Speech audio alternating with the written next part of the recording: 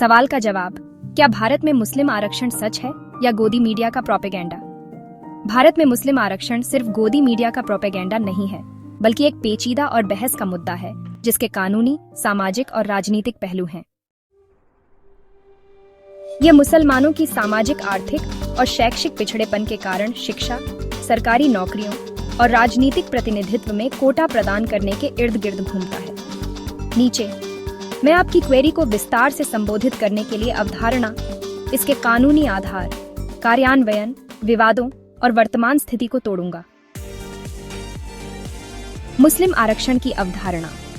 मुस्लिम आरक्षण सामाजिक, आर्थिक और शैक्षिक रूप से पिछड़े मुसलमानों के उत्थान के उद्देश्य से सकारात्मक कार्रवाई नीतियों को संदर्भित करता है। अनुसूचित जाति और अनुसूचित जनजाति, जिनके लिए संवैधानिक रूप से आरक्षण अनिवार्य है, के विपरीत मुसलमानों के पास केवल उनकी धार्मिक पहचान के आधार पर कोई व्यापक कोटा नहीं है। इसके बजाय कुछ मुस्लिम समुदायों को कुछ राज्यों में अन्य पिछड़ा वर्ग श्रेणी में शामिल किया जाता है, जो केवल धर्म के बजाय उनके पिछड़ेपन पर आधारित है। यह विचार 2006 की सच्चर समिति की रिपोर्ट, जिसने मुसलमानों की खराब सामाजिक आर्थिक स्थिति का दस्तावेजीकरण किया, और 2007 के रंगनाथ मिश्र आयोग, जिसने मुसलमानों और अन्य अल्पसंख्यकों के लिए आरक्षण की सिफारिश की, जैसी रिपोर्टों से उपजा है। हालांकि पूरे भारत में कार्यान्वयन व्यापक रूप से भिन्न है। कानूनी और संवैधानिक आधार। भारतीय संविधान ऐसी नीतियों के लिए एक ढांचा प्रदान करता है। अनुच्छेद 15, खंड 4 राज्य को सामाजिक और शैक्षणिक रूप से पिछड़े वर्गों के उत्थान के लिए विशेष प्रावधान करने की अनुमति देता है। अनुच्छेद 16, खंड 4 सार्वजनिक रोजगार में पिछड़े वर्गों के लिए आरक्षण की अनुमति देता है, जो कम प्रतिनिधित्व वाले हैं। 1991 में मंडल आयोग ने कई मुस्लिम समुदायों को सामाजिक और शैक्षणिक रूप से पिछड़ा वर्ग के रूप में पहचाना, उन्हें अन्य पिछड़ा वर्ग श्रेणी में शामिल किया, जो शिक्षा और नौकरियों में 27% आरक्षण के लिए योग्य है। हालांकि यह केवल विशिष्ट मुस्लिम समुदायों पर लागू होता है, सभी मुसलमानों पर धार्मिक समूह के रूप में नहीं। राज्य स्तर पर कार्यान्वयन। कुछ राज्यों ने मुसलमानों के लिए आमतौर पर अन्य पिछड़ा वर्ग ढांचे के भीतर आरक्षण प्रदान करने के लिए कदम उठाए हैं। तमिलनाडु अन्य पिछड़ा वर्ग श्रेणी के अंतर्गत मुसलमानों के लिए 3.5% उपकोटा प्रदान करता है। केरल अन्य पिछड़ा वर्ग के अंतर्गत पिछड़े मुस्लिम समुदायों के लिए 12% आरक्षण प्रदान करता है।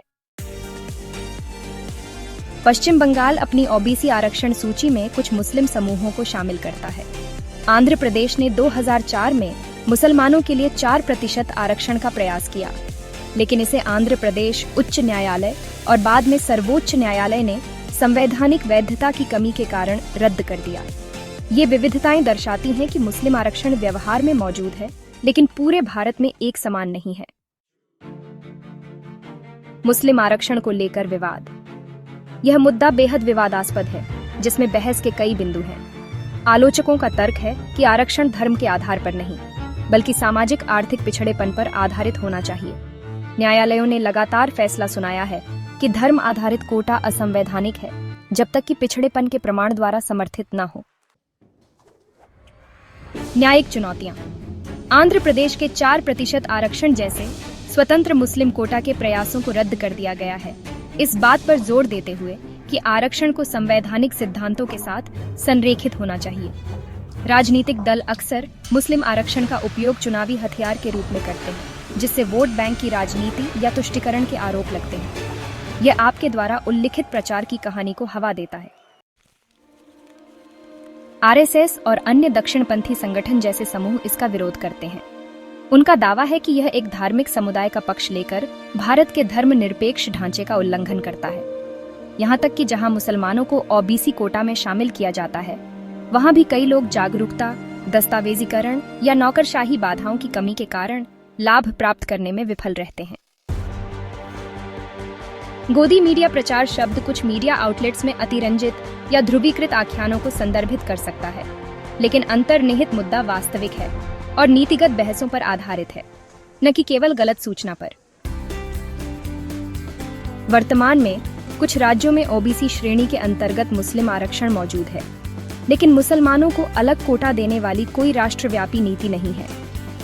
कानूनी और राजनीतिक चुनौतियां बनी हुई हैं और इस बारे में बहस जारी है कि क्या मुसलमानों को एक अलग आरक्षण मिलना चाहिए या उन्हें 1919 में सभी धर्मों के आर्थिक रूप से वंचित समूहों के लिए शुरू किए गए आर्थिक रूप से कमजोर वर्ग कोटा जैसी व्यापक श्रेणियों में शामिल किया जाना चाहिए।